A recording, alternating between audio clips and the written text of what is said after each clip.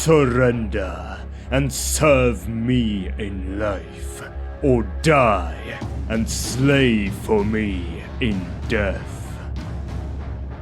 Vlad von CARSTEIN, known in his former life as Vashanesh of Nehekhara, was the first vampire count of Sylvania and the founder of the von CARSTEIN bloodline. He was dreaded by many as the monster that brought darkness upon the lands of Sylvania after his marriage to Isabella von Drag, daughter of the late Imperial Count Otto von Drag. His bid for power and the desire to rule the whole empire as his own has ensured the total collapse of the Imperial province, as well as to herald the beginning of the first of the Vampire Wars from 2010 IC and onwards. Though his death signaled the end of the grueling conflict in 2051 IC, the lands of Sylvania have been forever cursed with the powers of the undead, becoming breeding grounds for a multitude of necromancers, vampires, and other dark creatures. As the years went by, the land was forever shunned by the other imperial provinces, and every century or two, another one of Vlad's own bloodline would rise up and challenge the Empire in hopes of achieving that which Vlad could not. His story began when Lahmia fell into darkness following Neferata's transformation into a vampire. Nehekhara assembled a coalition to cleanse it. General Setep of Kemri, whose legion had conquered many distant lands, including some beyond Blackfire Pass, was foremost amongst this coalition. Amongst his soldiers was the masterful tactician Vashanesh, who was of Nagash's own blood. Betraying Setep, Vashanesh traveled to Lahmia to warn them of this planned attack.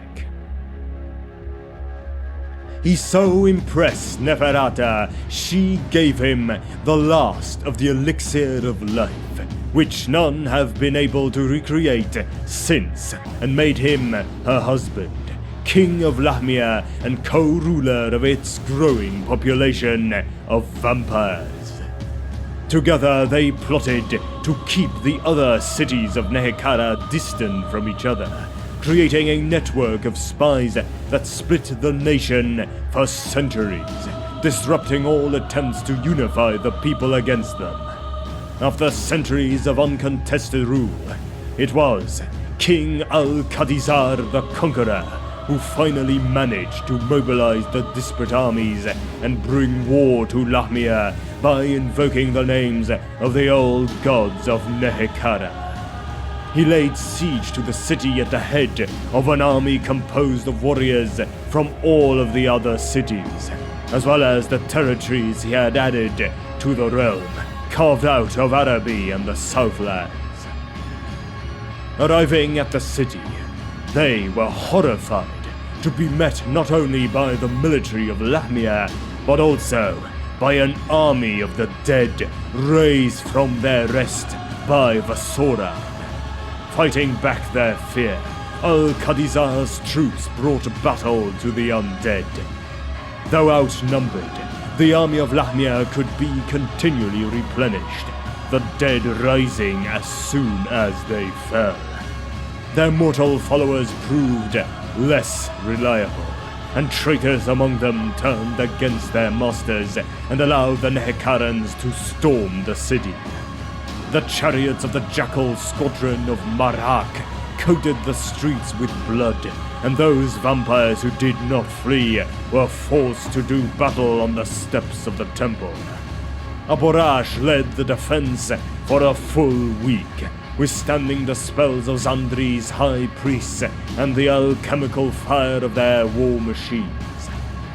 Finally, the temple was burned to the ground, and Aborash was forced to flee with several of his sons in darkness. The last of his compassion for the living finally burned out of him. They traveled far, and their slaughter of the orcs, of what later became the Badlands, is still famed.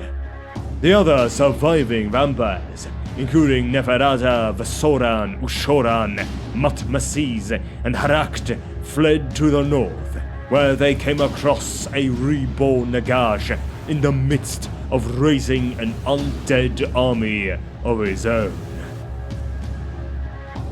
It was no coincidence that the vampires came across Nagash.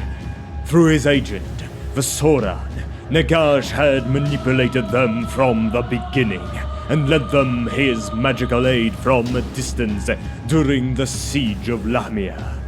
When Nehekhara learned the full extent of Vasoran's manipulation, she was furious, even more so when Nagash passed her over to offer his distant relative Vashanesh a position as leader of his forces. Nagash had crafted a ring that would allow the vampire who wore it to return from the dead even more easily than they already could. But through that ring, Nagash would control all of vampire kind. Vashanesh accepted the ring, and at Nagash's command, the vampires led his army to Khemri. Although at first, the vampires were eager to serve as Nagash's lieutenants, to gain revenge on Al-Khadizar and regain Lahmia, it became apparent their survival was irrelevant to Nagash. He hurled them carelessly against the enemy as he would his mindless undead troops, and he cared not for rebuilding Lahmia and sought instead to destroy all of Nehekhara. Bound by the power of the ring, Vashanesh wore, they were unable to disobey Nagash or even his second-in-command, Arkan the Black. In a surprising twist, Vashanesh hit on an ingenious solution to the problem. Suspecting the control Nagash exerted relied on a living vampire wearing the ring, and believing the great necromancer's assurance it would return him from the grave, he allowed Al-Khadizar to cut him down at the height of a battle. The vampires were freed from their control, and only Vasoran remained. The others scattered to the winds after bickering over where to go and who deserved to lead them. Matmasis and Harakt vanished out of history, though there are rumors of vampires in far Cathay and the Southlands who may be of their lost bloodlines. Ushoran settled in Strigos. Nehekhara traveled widely, influencing the nations of man from their foundings and inserting her daughters in privileged positions amongst them. Vasoran stayed by Nagash's side, whilst he cursed and ranted at the fickleness of vampires. Upon Nagash's defeat, Vasoran took many of his master's writings and studied them with the aid of his acolytes and his apprentice, Melchior, transcribing his notes in the dread Grimoire Necronium. His mastery of necromancy grew so profoundly that he was able to limit the red thirst that drove vampires to live dangerously close to mankind, though the effect of this change was to hideously twist his line's physical form. His reward for this feat was death at Melchior's hand. Vashanesh eventually returned as Nagash had promised he would, and he spent the next few centuries testing the limits of the ring. Even if Nagash had truly died after being abandoned by the vampires, which seemed unlikely, the ring had allowed Arkan to control them as well. Vashanesh set about mastering certain magical arts to make the ring his slave, rather than vice versa. During this time, he'd spent much of his time within the lands of Kislev, where he took up the name of Vladimir. Almost unnoticed in the annals of history, Vashanesh traveled to the land of Sylvania, that he had first seen as a soldier in the legions of Setep, and calling himself Prince Vladimir, he aided Van Hel in crafting an undead host to defeat the Skaven who threatened the land in the wake of the Black Death. Content with this change he had wrought in history, he returned to hiding for another 700 years. When he came back, it was under the name Vlad von CARSTEIN. Vlad von CARSTEIN's rise. It began on a storm-lashed night when Otto, the last of the mad von Drake counts, lay on his deathbed in Castle Drakenhof, cursing the gods that he was without a male heir to continue his legacy. He was a cruel man, fond of putting the heads of peasants on spikes at the slightest provocation, and when crazed with drink, he was convinced he was Sigmar reincarnated. The nobles of his court had no respect for his authority, and paid no attention to his commands. Sylvania seethed with strife. As his family keenly awaited his final breath, Otto swore he would marry his daughter Isabella to a demon rather than let his hated brother Leopold inherit. Otto had already refused his daughter's hand to every noble in Sylvania, for he despised them all. No man of breeding from beyond the borders of Ondrak's realm wanted to marry a Sylvanian heiress, and so it was that when Isabella von Drake knelt at Otto's deathbed, she was still without a husband. Outside, thunder rumbled, and lightning split the storm-black darkness. Victor Gutmann, the aged priest of Sigmar who had been called to shrive the old count, fainted away. Then, from out of the storm, came the sound of wheels and pounding hooves. A dark coach, pulled by 4 mighty black steeds, drew up outside the keep. A heavy hand smote the door, a ringing blow, and a proud voice demanded entry. The castle gate swung open on its hinges before any man-at-arms could touch it.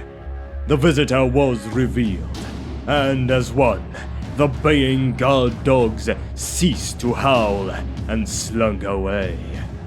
The stranger was tall, darkly handsome, and of noble bearing and aspect. No one stayed his entry as he marched directly to the Count's chamber. The newcomer's accent was foreign, perhaps from Kislev, or even further afield. He named himself as Vlad von CARSTEIN, and recited his noble antecedents to the Count. He then claimed the wide-eyed Isabella's hand in marriage. Looking into the stranger's cold, dead eyes, the Count perhaps regretted his rash oath, but before he knew it, he had given his blessing nonetheless. The priest Gutmann was revived from his swoon and brought to the chambers of Otto, where the marriage ceremony was performed before the dying Count's bed. Almost as soon as the last of the ritual words were spoken, Otto von Drake died, leaving his daughter and his entire estate in the charge of Vlad von CARSTEIN. The new Count's first act was to hurl Isabella's uncle Leopold through the window of the highest tower of Castle Drakenhof. Vlad seemed as eccentric as old Otto. He never ate in the servants' presence. He never walked abroad by day. He dismissed the elderly Sigmarite priest and sent him from the town. No one ever saw Victor Gutmann again. Soon, many of the old servants at the keep were dismissed, and mysterious, swarthy strangers took their place. However, the new count seemed less oppressive than the old one, and so the folk of Sylvania got on with their daily business, ignoring the hooded and cloaked foreigners that often visited the castle. Years of punitive von Draak rule had taught them not to question the deeds of their betters. All that concerned the lower classes was that at least the new count didn't order senseless executions or demand exorbitant taxes at a whim. No one doubted the count's prowess in battle either. When the famed company of Bernhoff the Butcher rode into town and demanded tribute, Vlad cut the veteran mercenary down as if he were a stripling. The Count then proceeded to slaughter the entire mercenary band while his bodyguard watched, picking their teeth and making smug comments. The Count's popularity was assured. Within his realm, the laws were kept and the guilty were punished without mercy. As the months passed, what had started out as a marriage of convenience developed into something far more. When it became clear that Isabella could not be merely seduced by his charms and rebelled against his will for the first time, Vlad fell instantly in love with her. Once in love, Isabella wished for the blood kiss. But Vlad knew the true suffering of the vampires and loved her too much for her to endure that. Scant days later, word reached Drakenhov that Isabella had fallen sick with an incurable illness. One of the physicians who tended her claimed her heart had stopped. The new count insisted this was not so. He dismissed the learned doctors, claiming he would care for her with his own hands. 3 days later, she appeared in front of her folk, saying she was fully recovered.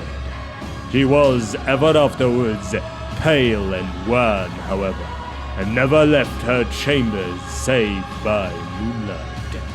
At first, none of the feuding nobles of Sylvania paid any heed to the commands of the new count. If this bothered Vlad, he gave no sign of it. The count cherished his tenants as a peasant family cherishes a beast they are fattening for the midsummer feast. After decades of rule by Mad Otto, this new order was welcomed by all, save the most paranoid. After several months, however, dark things began to happen. Young men and women from the villages began to disappear. The living dead gathered at the borders of each settlement in growing numbers. These were small forces at first, and they came after only those who disobeyed the Count's authority. If any rebellious Sylvanians escaped the clutches of the undead, then they quickly fell victim to strange accidents. Only those who had sworn allegiance to Vlad von CARSTEIN seemed immune to these depredations. Soon, the renegade nobles of Sylvania were queuing up to swear fealty to him. Within 10 years, Vlad was more firmly in control of unruly Sylvania than the elector counts were of the largest states in the empire. Some remarked that such was Vlad's success as a ruler, he should, in fact, sit upon the imperial throne. After all, the von CARSTEINs were an ancient family, that could trace their lineage back to the founding of the Empire. Generations later, Vlad and Isabella still presided over the lands, unchanged by the years. At first, few paid attention to their longevity. The lives of peasants had always been squalid and short, and nobles had always enjoyed vastly longer lifespans. However, when the oldest woman of Drachenhold insisted that her grandmother had been a girl when Vlad von CARSTEIN came to the throne, even the most dim-witted peasantry began to surmise that all was not as it seemed. The spreading rumors drew more and more witch hunters to Sylvania. Those who chose to investigate the von CARSTEINs were never seen again. Yet worse was to come. The mysterious disease that had first laid low Isabella von CARSTEIN struck the other noble families allied with the Count. Soon, every castle in Sylvania was home to long-lived nocturnal folk, pallid of aspect and merciless in their rule. The number of the living who went missing became more and more noticeable. The temples to Sigmar, Tal, and Ulrich were closed. The priests of Mor were driven from the region, and the dead were left untended to pile up at the sides of the road. Grim watch posts were set up along the border, and few were allowed to cross either into or out of Sylvania. When catastrophe struck the Ostermark capital of Mordheim in the year 2000, Vlad was swift to act. A great meteor of warp stone had destroyed half the city, and shards of raw magic littered the ruins. As the claimants to the imperial throne sent mercenary forces to seize this new source of power, so too did Vlad send dark minions forth into the ruins. It would be another decade before the strange seeds harvested from that blighted city would bear fruit.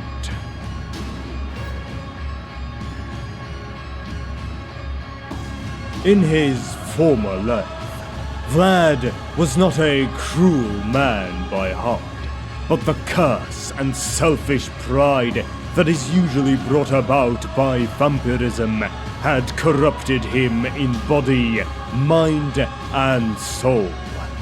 As with all vampires, the new Count of Sylvania was ambitious beyond mortal needs, and so he sought to instill his rule to not just Sylvania, but the whole of the Empire of Man. At first, none of the feuding nobles of Sylvania paid any heed to the commands of this new Count. If this bothered Vlad, he gave no sign of it. He cherished his subjects the same way a peasant family would cherish a beast that they were fattening up for the midsummer feast. After decades of harsh rule by the incompetent Count Otto, this new authority was welcomed by all, save perhaps the most paranoid, or perhaps the most knowing. The first sign that something big was coming came about when the disease that first took Isabella took the rest of the Sylvanian nobility. Soon, every major castle within Sylvania was home to a family of long-living nocturnal vampires, pallid of aspect and arrogant in their rule. In time, the number of people who went missing grew to exponential numbers. A mysterious sickness, not unlike the one that had killed Otto von Drac, had filled the graveyards of Sylvania as well, pushing the people to their limits and forcing the majority of the peasantry to turn their backs on the gods who couldn't help them and into the arms of the cult of the Wiederauferstandenen, known by many as the cult of the arisen dead. The holy temples of the old world pantheons were desecrated and closed, with the priest of Mor being driven out. Without the Mor priest to perform the proper burial rites to bring the long deceased into their tombs and towards the afterlife, the bodies of the dead were simply piling up at the sides of the road, and their tormented spirits forced to live without rest. But probably the greatest and final sign of this impending darkness came when the Ostamar capital of Mortime was destroyed by a massive warpstone meteorite in the year 2000 IC. The city of Mortime was once the capital of the imperial province of Ostermark, where the faithful and pious came together to witness the second coming of Sigmar Heldenhammer. But after some time, the city grew into a cesspit of decadence, greed, and widespread corruption.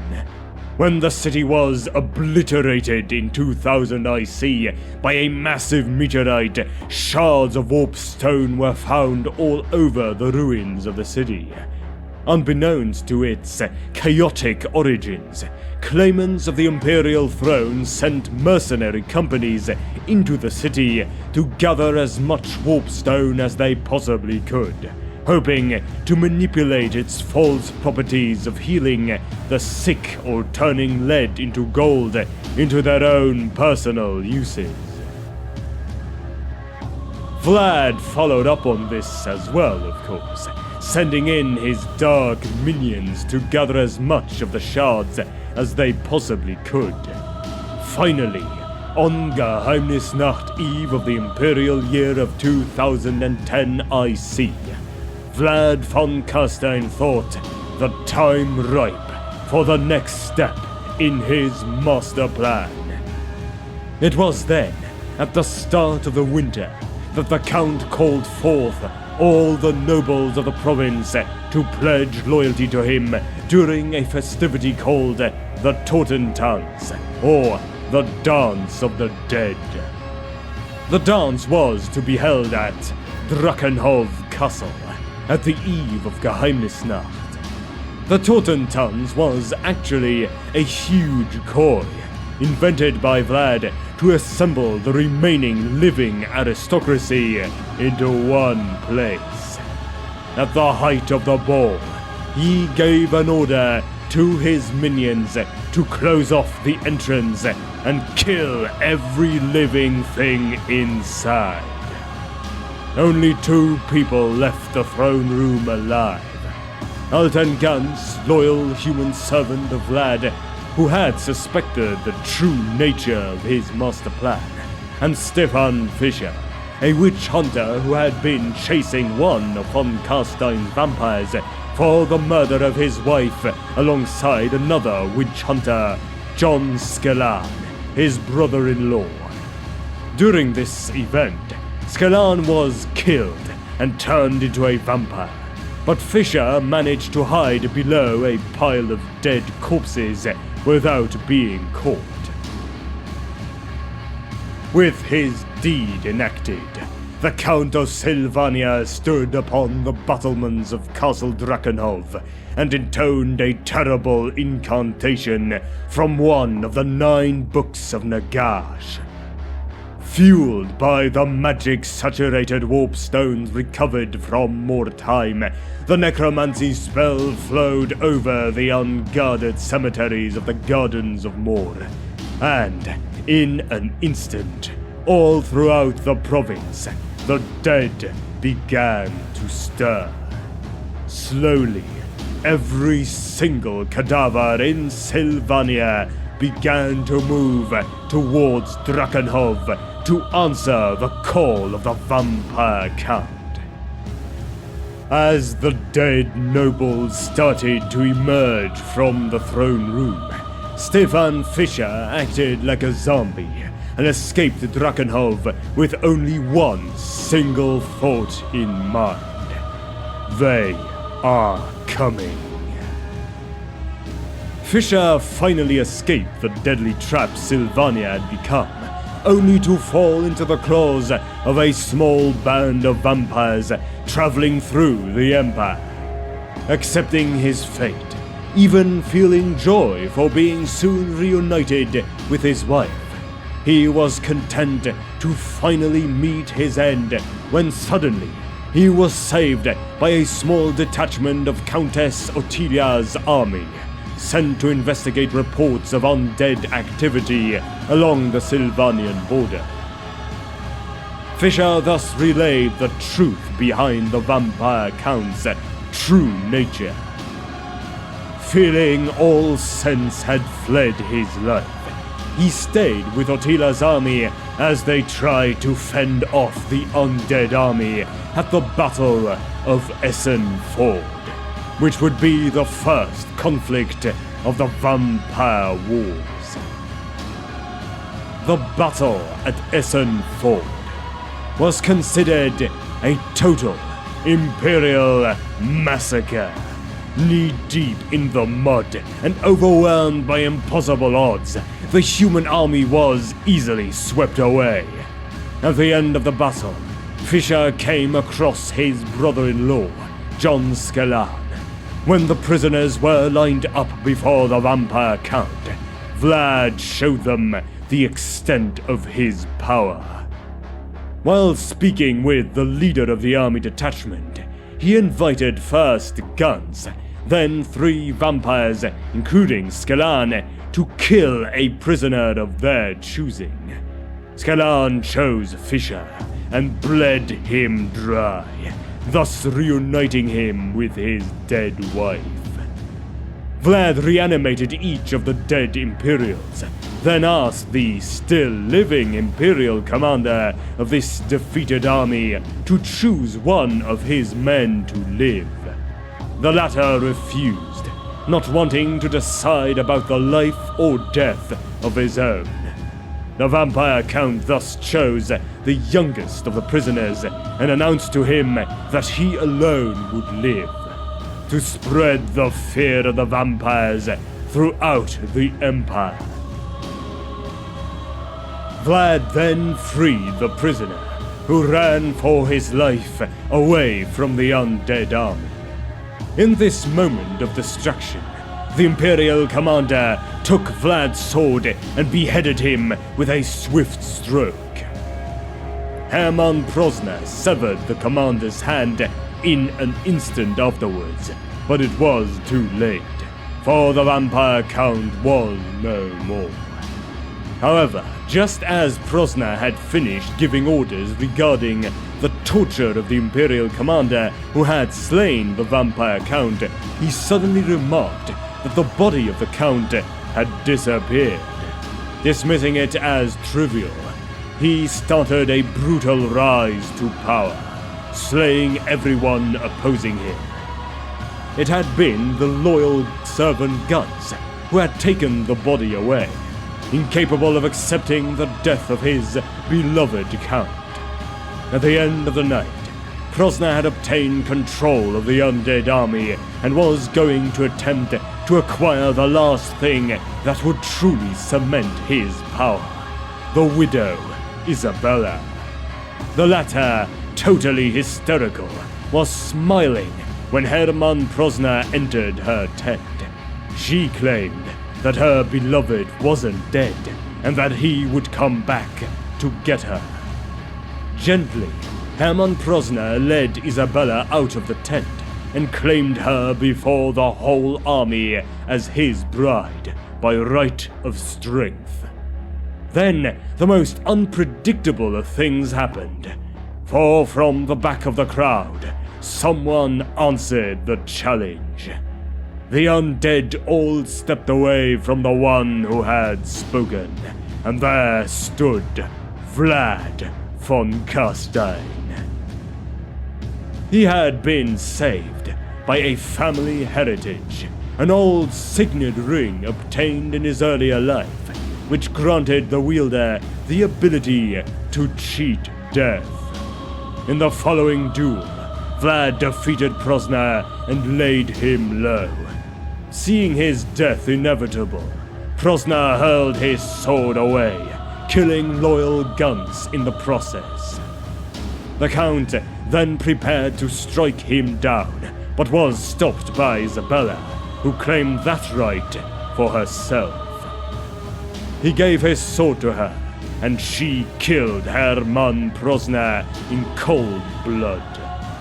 The war continued after the events of Essen Ford. For more than 40 years, the dark shades of the Count put an aura of terror above the Empire. Countless times he was killed in battle, and each time he rose again to kill those who had defeated him. He fell at the Battle of BLOODLINE, was impaled by 5 lances, with the Count of Osland's runefang buried to the hilt in his heart, yet reappeared 3 days later, overseeing the execution of prisoners. Whilst at the town of Bogenhafen, he led his undead army to victory after being decapitated by a cannon only an hour before. When in the spring of 2050 IC, the city of Middenheim was attacked and the Grand Master of the Knights of the White Wolf, Jarek Kruger, was turned into a vampire because he had dared to kill the Count at the Battle of Schwarzhafen a year before. All hope seemed lost to the Imperials, and eventually the undead army marched towards the last thing between them and victory, the Imperial capital of Altdorf.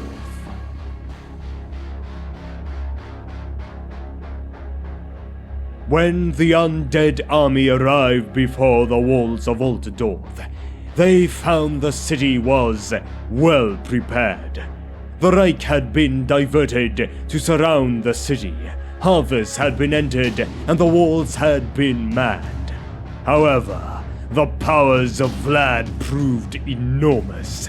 In a shocking display of Kabbalistic power, he covered the sky in clouds and awoke every dead beneath the plains surrounding Altdorf. Huge siege engines formed of zombies were thrown against the city walls, and in time, the number of dead soon outnumbered those of the living. There was no hope of victory for mankind. In search of divine aid, the Grand Theogenist Wilhelm III retreated into the catacombs of the Cathedral of Altdorf to pray. It was in that holy place that he received a visit from none other than Manfred von CARSTEIN, the eldest thrall of Vlad. Manfred wanted the power of the vampire count for himself, but he knew that he wasn't strong enough to challenge Vlad in combat. So he informed Wilhelm III about the secret of the Count's immortality. The priest then set out an elaborated trap to catch the best thief of this very age, Felix Mann. When they finally caught him robbing the Imperial counting house, they gave him a simple choice: to rob Vlad von CARSTEIN's signet ring, or to be hung for his crimes. In reward of the theft, he would be paid enough to start a living elsewhere. Felix accepted the theft and, with a little aid from Manfred von CARSTEIN, robbed the Count of his most precious belonging. When the Count awakened, his anger was uncontrollable. In one frantic attack, Vlad threw everything he had against Altdorf. There, on the battlements, he confronted Wilhelm III and eventually overcame him. However, with his last breath, the great Theogenes threw himself against the undead count, and both fell off the walls. While the fall wouldn't have killed a vampire as powerful as Vlad, they both fell on a wooden stake, the vampire trapped beneath the corpse of the holy man. With the death of Vlad, his army dissolved and the Altdorfers rejoiced, for finally, the horrors of the First Vampire War were finally over.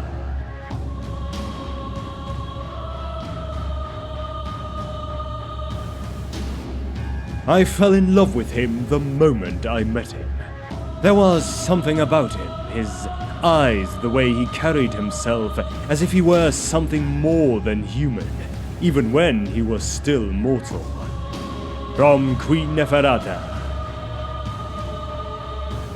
Vlad von CARSTEIN was the first and greatest of the vampire counts of Sylvania. A master swordsman and skilled general with no small aptitude in the magical arts. It was he who tainted the aristocracy of Sylvania with the curse of vampirism, and in so doing created an undead kingdom in the heart of the empire. Count Vlad was a towering figure with a mane of long hair and piercing eyes. Those who met him and survived described him as possessed of a feral charm, but with an evil temper that could turn into a berserk fury if he was thwarted in his endeavors. It was said that at such times, only his wife, Isabella, could calm him without blood being spilled. No records tell of the origins of Vlad before his coming to Sylvania. Even the vampires of that realm know nothing of Vlad's life before that fateful night in Drakenhov, and Vlad certainly never recounted or wrote down his personal history. That he knew much about the workings of the Empire and its internal division at the time of his arrival attests to knowledge of the dealings of mortal men for many years. A few had perhaps amassed small forces and carved out far-flung domains, but it was Vlad's usurpation of Sylvania and his ascendancy to the position of Count that marked a new era of bloodshed. As the first true vampire count, Vlad had designs not only to create a realm of the dead, but also to secure dominion over the living. Vlad waged his war in order to become emperor, for he truly believed he had a legitimate claim to the throne. With the might of the empire at his command, and Isabella at his side, he would have become one of the most powerful rulers in the world. That he came so close to achieving his ambition should have been a dire warning to the other Elector counts. But they forgot the lessons of the First War and fell to bickering amongst themselves again, paving the way for Vlad's unholy successors, who assail the Empire to this day.